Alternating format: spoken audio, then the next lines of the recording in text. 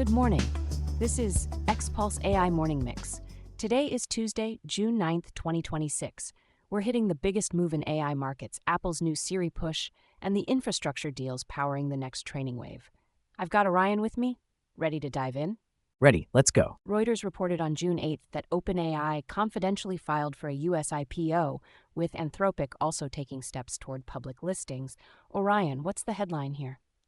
The headline is, the AI leaders are preparing to fund the next compute cycle in public markets. Confidential filing means OpenAI can start the process and talk to regulators before publicly revealing all the numbers, while investor scrutiny on AI valuations is intense. So confidential doesn't mean secret forever, just delayed disclosure? Exactly. It buys time to refine the story, respond to SEC comments, and watch the market. Then the public S-1 filing lands later, usually with the details everyone cares about: revenue growth, margins, and how expensive training and infrastructure really are. And with Anthropic in the mix, this could turn into IPO season for models. Wall Street preheat the spreadsheets. Yes, and the bigger point is investor appetite becomes a real-time signal for the whole sector. If the market rewards the spend, more capital flows into training and data centers.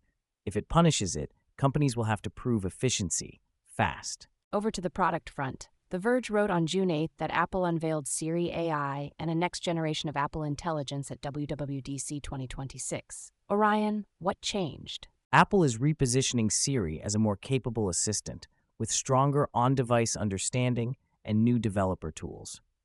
They're also keeping the privacy-first posture, and they acknowledged partnerships, like prior arrangements to use Google's Gemini models, while pushing as much as possible onto the device. Any catches people will feel right away? Device gating. Apple said some of the most powerful on-device features land on newer hardware, like iPhone Air and iPhone 17 Pro, iPads with M4, and Macs with M3. That's classic Apple, better AI, but it pairs nicely with a new upgrade cycle. Does Siri AI actually change the assistant race, or is it catch-up? It's catch-up with a strategic twist. Apple's advantage is distribution and trust. If they can make everyday tasks reliably faster without sending everything to the cloud, they don't need to win benchmarks. They need to win the default workflow. On infrastructure, NVIDIA's newsroom posted on June 8th that NVIDIA and SK Hynix struck a multi-year partnership to co-develop next-generation memory for AI factories. Orion, why is memory the headline, not just GPU count? Because memory is where performance and supply constraints collide. Training and inference are increasingly limited by memory bandwidth and capacity, not raw compute. NVIDIA is basically saying, we're designing the whole stack, chips plus memory, to match the roadmap, including Vera Rubin systems. They name-dropped a lot: Vera Rubin, Vera CPU, RTX Spark, Jetson Thor. Signal or marketing? Both, but it's meaningful. It implies the same memory strategy spans data centers, workstations, and edge robotics. It also hints at long horizon planning. Memory supply and co-design become competitive moats when everyone is trying to build massive clusters at once. Also, using AI to speed semiconductor simulation and fab automation feels like the most "we live in the future" sentence possible. Right, and it's practical. If AI shortens design cycles or improves yields, that's real capacity, not hype. In this phase of the boom, the winners are the ones who can ship systems, not just slides. Bloomberg, via InShorts, reported on June 8th that China-based Moonshot AI is seeking up to $2 billion at about a $30 billion valuation. Orion, before we interpret that, what is Moonshot AI? Moonshot AI is a major Chinese AI company building large model products and competing in China's crowded frontier model scene. The key point isn't just the name, it's that it's raising at scale, which typically means pushing hard on compute, distribution, and product expansion. $2 billion is serious fuel. What does around that size usually get spent on? Compute and talent first, then go to market. In markets where multiple players are racing, funding buys you training runs, better data pipelines, and the ability to subsidize product adoption. At $30 billion valuation, investors are betting Moonshot can be a category anchor, not a feature. And it adds pressure globally, right? If China's top firms keep raising, nobody gets to slow down. Exactly. It reinforces that the CapEx era is international. Even if models converge, the ability to fund infrastructure and distribution becomes the differentiator.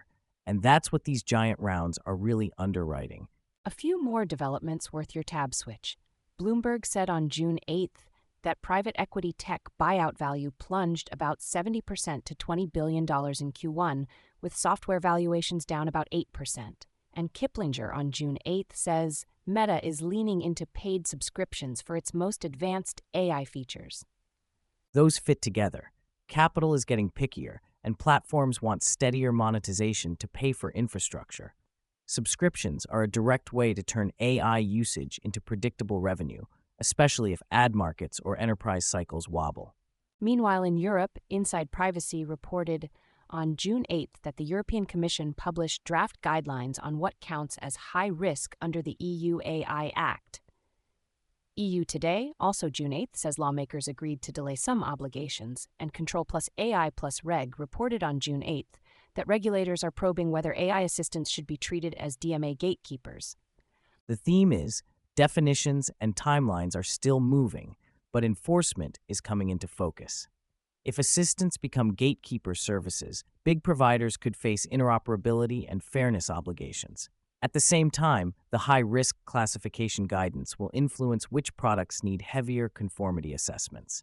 On adoption, Eastern Eye reported on June 8th the NHS plans Microsoft 365 Copilot for about 505,000 staff by 2026, and Digital Journal on June 7th says Microsoft and Mayo Clinic are expanding work on medical foundation models. Tech Times on June 8th says Anthropic's Claude is now inside Excel agent mode. That's the real deployment arc. Productivity at massive scale, then domain-specific models in healthcare, and then model choice embedded in everyday tools. Also, the Korea Herald reported June 7th and June 8th that NVIDIA is deepening Korea partnerships and discussing a possible role in Hyundai-backed AI Valley plans. More evidence the build-out is global. That's XPulse AI Morning Mix from XPulse for Tuesday, June 9th, 2026. Share it with someone who'd find it useful. See you next time.